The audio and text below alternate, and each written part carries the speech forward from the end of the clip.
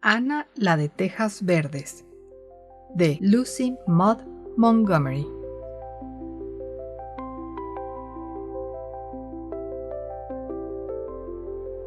Capítulo 30. La fundación del Club de la Academia de la Reina. Marila dejó caer el tejido sobre la falda y se arrellanó en su silla. Tenía los ojos cansados y pensó vagamente que debía hacer cambiar sus lentes la próxima vez que fuera al pueblo, pues se le cansaban mucho de un tiempo a esta parte. Era casi de noche, pues el opaco crepúsculo de noviembre ya había caído en Tejas Verdes, y la única luz en la cocina venía de las danzarinas llamas del hogar. Ana, sentada a la turca frente a la chimenea, contemplaba el alegre resplandor de las astillas de arce de las que boteaba el sol de 100 veranos. Había estado leyendo, pero su libro se encontraba ahora en el suelo, y soñaba, con una sonrisa en los labios entreabiertos. Rutilantes castillos en el aire tomaban forma entre la niebla de su fantasía. Aventuras maravillosas ocurrían en su región de ensueño. Aventuras que siempre acababan triunfalmente y que nunca la llevaban a situaciones tan embarazosas como las de la vida real. Marila la contemplaba con una ternura que solo a la suave luz del hogar se atrevía a aflorar.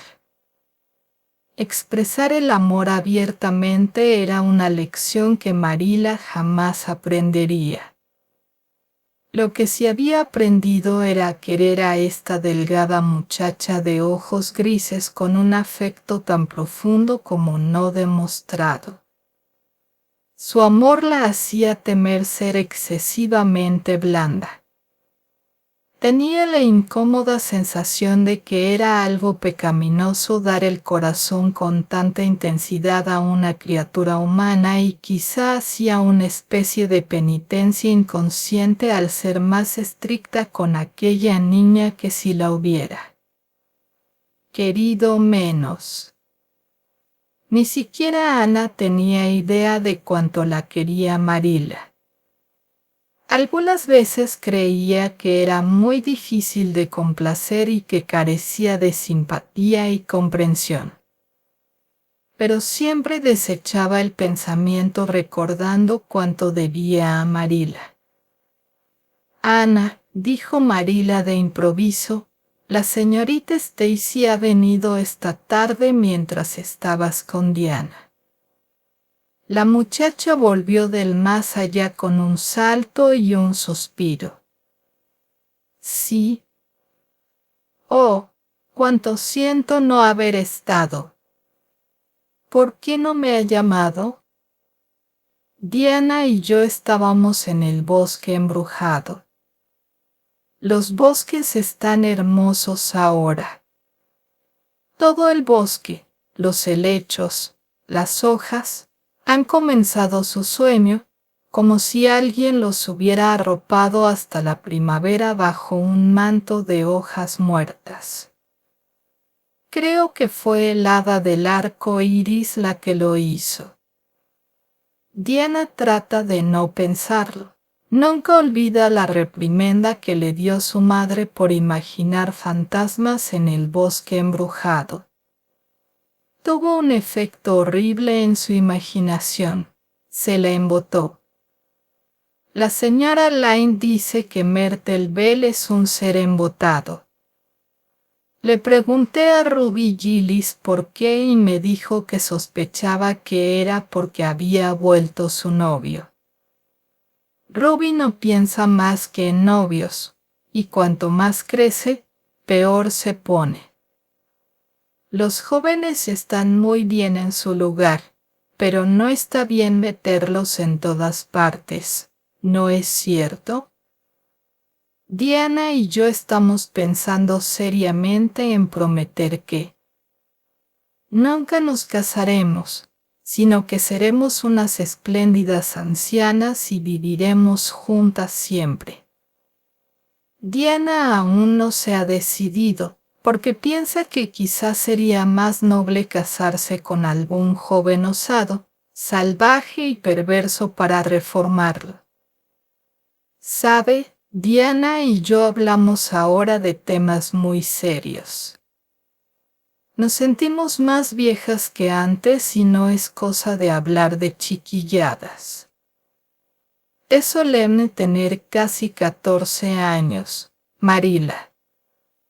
La señorita Stacy nos llevó a todas las niñas entre 13 y 19 años de paseo junto al arroyo el miércoles pasado y nos habló de eso. Dijo que debíamos ser muy cuidadosas con los hábitos que adquiramos durante esta edad, porque cuando lleguemos a los 20 nuestro carácter estará desarrollado y echados los cimientos para toda la vida futura. Y añadió que si los cimientos temblaban, nunca podríamos construir encima nada de valor. Diana y yo discutimos el asunto al regreso del colegio. Nos sentimos extremadamente solemnes, aprendiendo cuanto podemos y siendo tan sensatas como sea posible para que, al llegar a los 20, nuestros caracteres estén correctamente formados. Es aterrador tener 20 años, Marila. Suena a tan viejo. ¿Pero por qué estuvo aquí la señorita Stacy esta tarde? Eso es lo que quiero decirte, Ana, si me dejas meter baza. Me estuvo hablando de ti. ¿De mí? Ana pareció algo asustada. Luego enrojeció y exclamó: «Oh, ya sé. Tenía pensado decírselo, Marila, de verdad, pero me olvidé». La señorita Stacy me cogió leyendo Ben-Hur en clase ayer tarde, cuando debería haber estado estudiando historia del Canadá. Jane Andrews me lo prestó. Lo leía al mediodía y acababa de llegar a la carrera de cuadrigas cuando regresamos a clase. Me moría por saber cómo terminaba, aunque estaba segura de que Ben-Hur ganaría, porque no habría justicia poética sino, de manera que abrí el libro de historia sobre el pupitre y coloqué Ben-Hur debajo, sobre mis rodillas. Parecía que todo el tiempo estaba estudiando historia, cuando en realidad estaba sumergida en Ben-Hur. Tan interesada estaba, que no noté que la señorita Stacy venía por el pasillo hasta que alcé la vista y la vi mirándome con ojos llenos de reproche. No puedo decirle cuán avergonzada me sentí, Marila, especialmente cuando oí la risa sofocada de Josipaí. La señorita Stacy se llevó Ben-Hur, pero no dijo nada. Me llamó durante el recreo y me habló. Dijo que había estado mal por 2 razones. Primero, por gastar el tiempo dedicado a estudiar y segundo, por tratar de engañar a mi maestra. Hasta ese momento no había comprendido que lo que hacía era un engaño. Me sorprendió. Lloré amargamente y le pedí a la señorita Stacy que me perdonara y le dije que nunca lo volvería a hacer.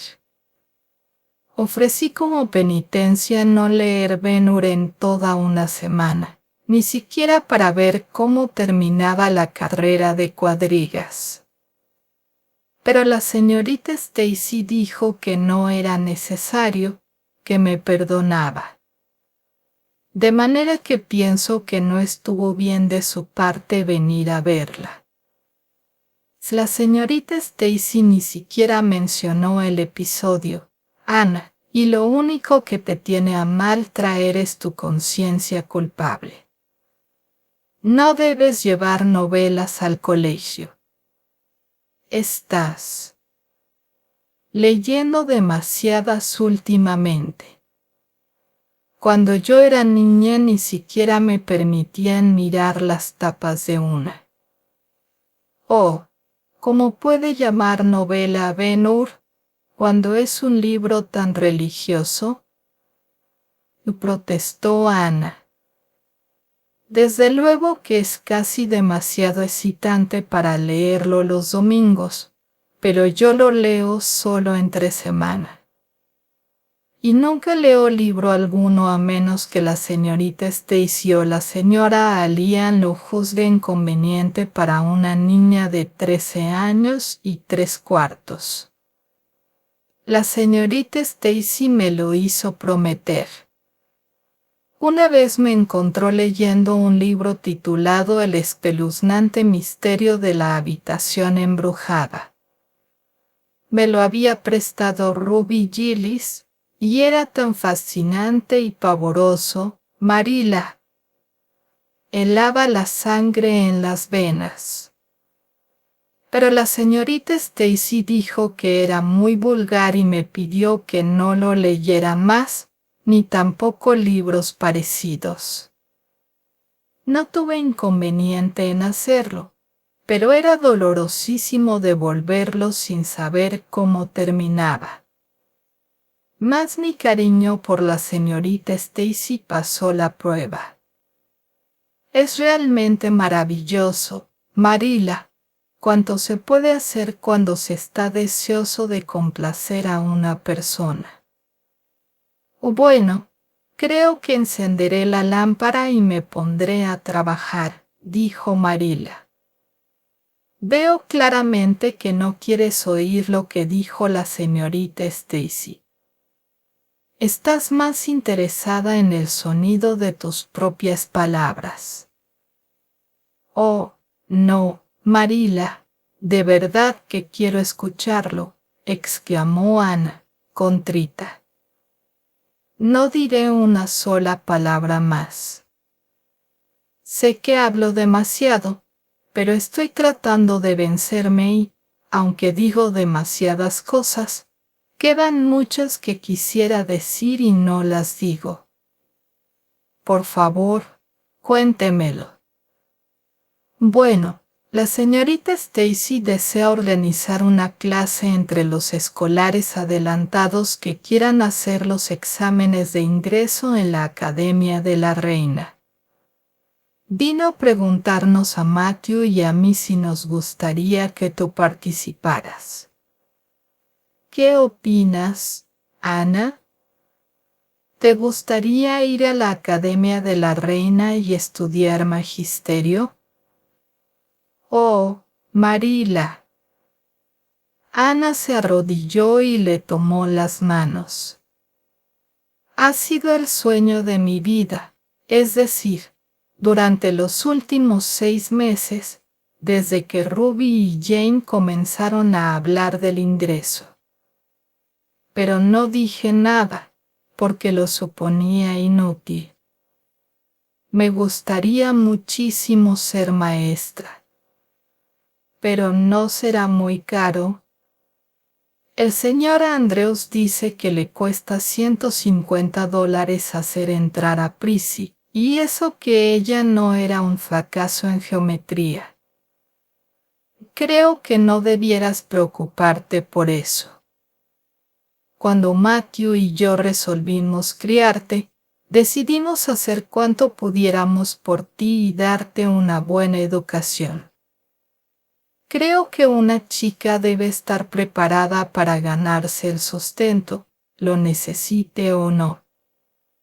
Siempre tendrás un hogar en Tejas Verdes, mientras Matthew y yo estemos aquí. Pero nadie sabe qué pasará en este incierto mundo y no está de más hallarse preparado. De manera que puedes seguir esas clases si quieres, Ana. Oh, Marilla, muchas gracias. Ana le echó los brazos a la cintura y la miró a los ojos. Les estoy tan agradecida. Estudiaré cuanto sea capaz y haré cuanto pueda para que se enorgullezcan de mí. Les prevengo que no esperen mucho en geometría, pero creo que me distinguiré en todo lo demás y trabajo firme. Estoy segura de que te irá bastante bien. La señorita Stacy dice que eres brillante y diligente. Por nada del mundo hubiera dicho Marilla a Ana todo lo que le había dicho la señorita Stacy. Habría halagado demasiado su vanidad. No necesitas tomártelo muy a pecho. No hay prisa. No estarás lista para el ingreso hasta dentro de 1 año y medio. Pero es bueno comenzar a su debido tiempo y tener una base correcta, como dice la señorita Stacy. Desde ahora pondré más interés que nunca en mis estudios, anunció Ana, llena de felicidad, porque tengo una razón para vivir. El señor Elian dice que todos deberíamos tener una razón para vivir y luchar fielmente por ella. Solo que dice que debemos estar seguros de que se trata de un propósito valioso. Yo llamaría propósito valioso el ser maestra como la señorita Stacy. Creo que es una profesión muy noble. La clase para la Academia de la Reina fue organizada a su debido tiempo. Gilbert Blythe, Anna Shirley, Ruby Gillis, Jane Andrews, Josie Pye, Charlie Sloan y Moody Spurgeon McPherson tomaron parte. Diana no asistió, ya que sus padres no tenían pensado mandarla a la Academia de la Reina. Esto pareció poco menos que una calamidad para Ana. Desde la noche en que Minnie May tuviera garrotillo no se habían separado para nada. La tarde en que el grupo de la academia se quedó por primera vez para dar las lecciones iniciales, Diana vio salir a Diana lentamente con nosotros para volver sola a casa por el camino de los abedules y el valle de las violetas. Nada pudo hacer excepto quedarse sentada y reprimir sus deseos de salir corriendo con su compañera. Se le hizo un nudo en la garganta y rápidamente ocultó tras la gramática latina las lágrimas que llenaban sus ojos. Por nada del mundo dejaría que Gilbert y Josie las vieran. Pero Marilla creí haber probado la amargura de la muerte, como dijo el señor Elian en su sermón del domingo pasado. Al ver a Diana salir sola, dijo tristemente aquella noche. Qué maravilloso hubiera sido si Diana hubiese seguido también el curso. Pero no podemos aspirar a la perfección en un mundo imperfecto, como dice la señora Lane. Aunque a veces no sea una persona muy reconfortante, no cabe duda de que dice muchas verdades. Y pienso que la clase será muy interesante. Jane y Ruby solo estudiarán para ser maestras. Es la meta de sus ambiciones. Ruby dice que piensa enseñar durante un par de años después de la graduación y luego casarse.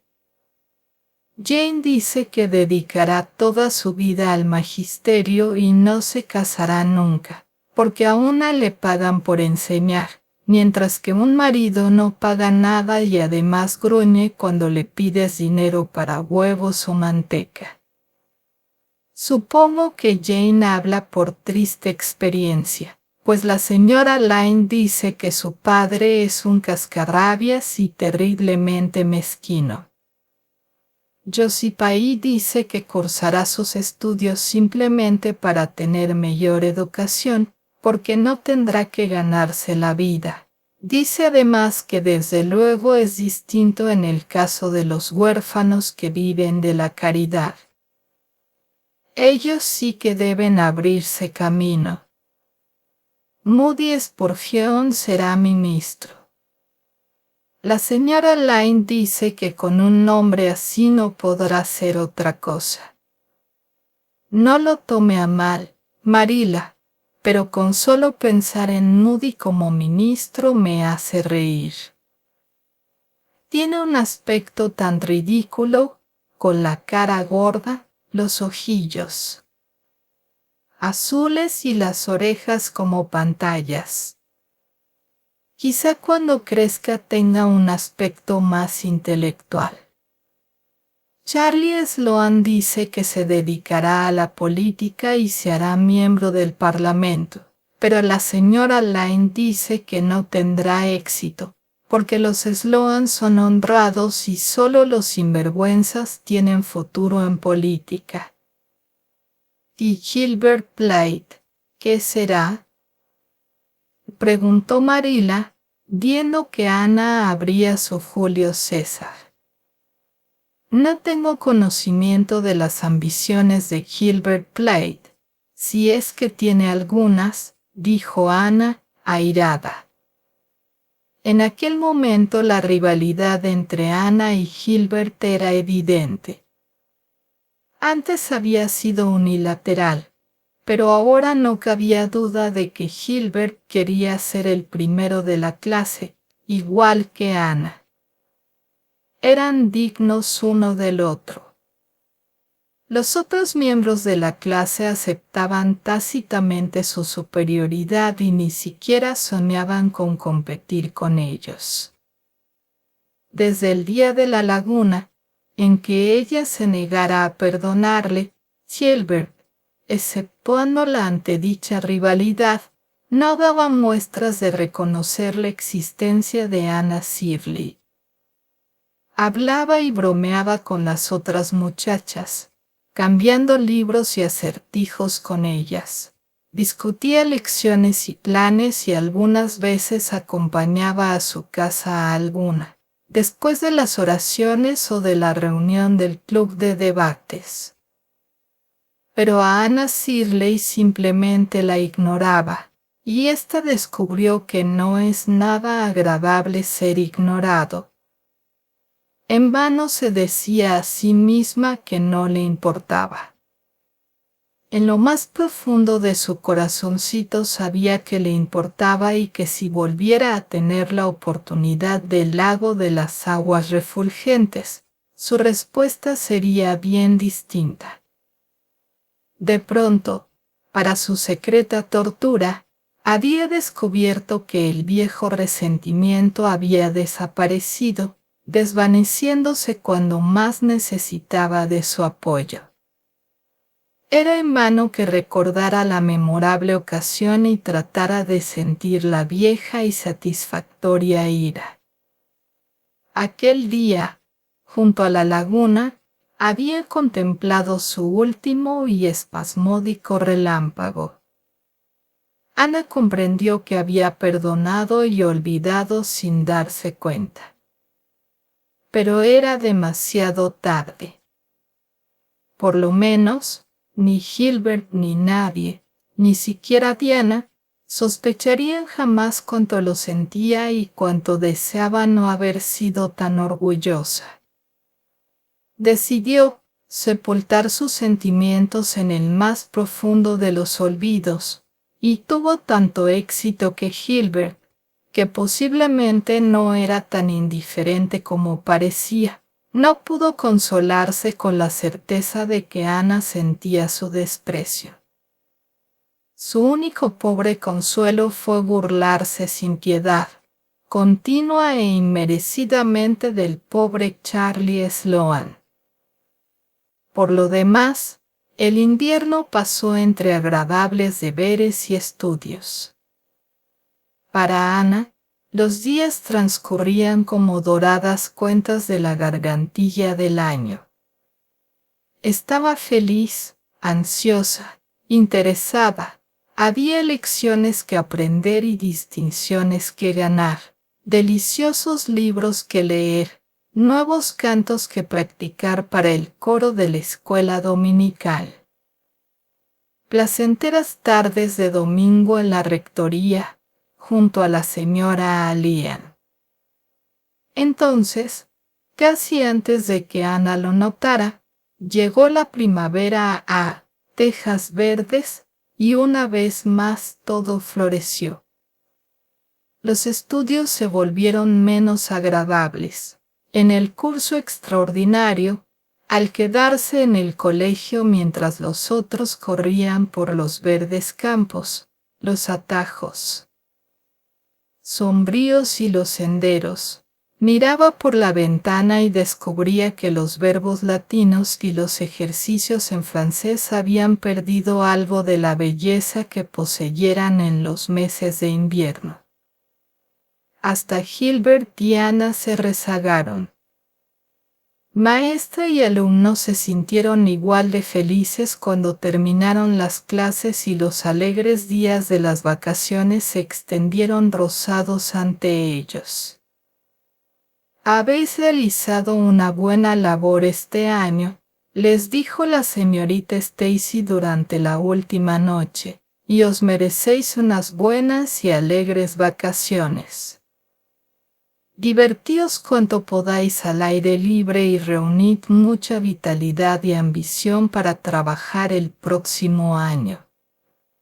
Será una tarea extraordinaria. Es el último año antes del ingreso». «¿Volverá el año que viene, señorita Stacy?», preguntó Josie Pye. Josie Pye nunca dudaba en hacer preguntas. En esta ocasión, el resto de la clase le estuvo agradecida. Ninguno se hubiera atrevido a preguntarlo, aunque todos deseaban saber. Habían corrido alarmantes rumores por el colegio de que la maestra no regresaría al siguiente año, pues había recibido una oferta del colegio de su distrito natal y tenía intención de aceptarla.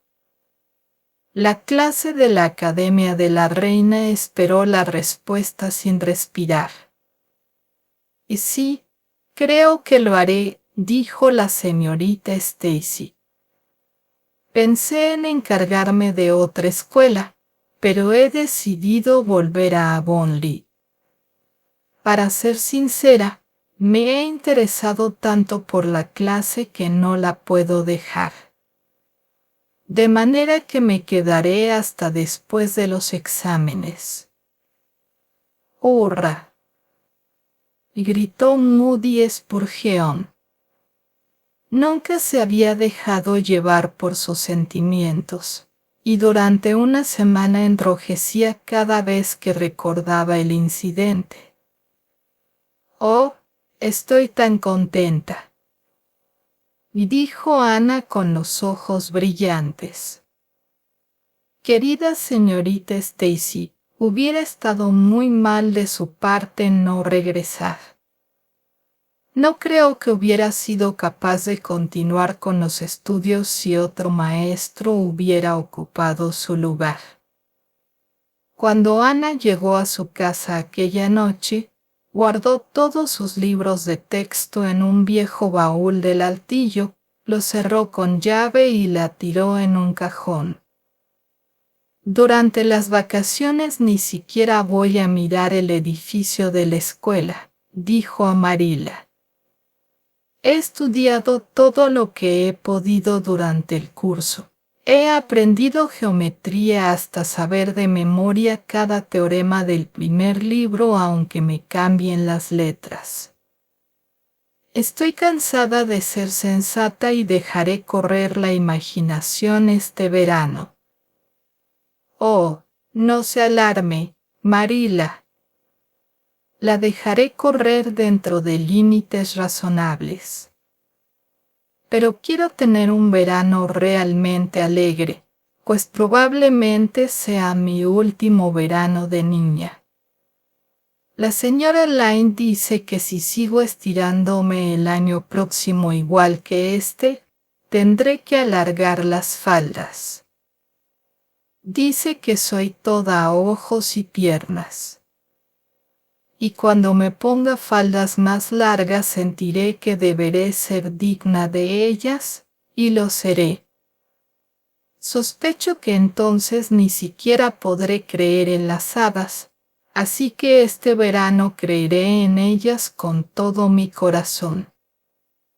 Me parece que vamos a pasar unas vacaciones muy alegres. Ruby Gillis va a dar una fiesta de cumpleaños, y el mes próximo tendremos el Festival de la Misión y la excursión de la escuela dominical. Y el señor Berry dice que una noche nos llevará a Diana y a mí al hotel de White Sands a cenar. Allí se cena por las noches, ¿sabe? Jane Andrews fue el verano pasado y dice que es maravilloso ver la luz eléctrica y las flores y las señoras con sus elegantes vestidos. Dice que fue su primera visión de la vida elegante y que no la olvidará hasta el día de su muerte. La señora Line llegó por la tarde para averiguar por qué Marilla no había asistido a la reunión del jueves de la Sociedad de Ayuda. Cuando Marilla no concurría a dicha reunión, la gente de Avonlea sabía que algo andaba mal en Tejas Verdes. Del corazón de Matthew no andaba muy bien, explicó Marilla, y no me sentí con ánimos de dejarle. Ya pasó, pero los ahogos le dan más menudo y eso me preocupa. El médico dice que debe tener cuidado y evitar las emociones fuertes.